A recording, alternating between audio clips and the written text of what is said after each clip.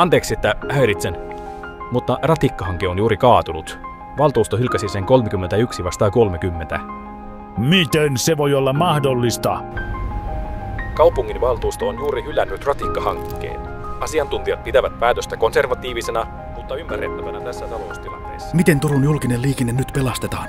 Lopullinen ratkaisu syntyi todella tiukan äänestyksen jälkeen. Täytyy keksiä jotain.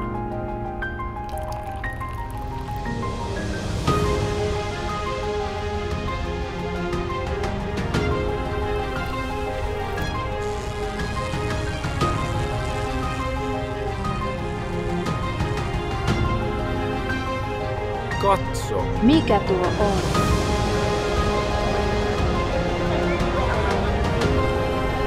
Äiti, katso! Lentävä sika! Ei tuo ole sika. Ei saatu ratikkaa, vaan saatiin paljon parempaa.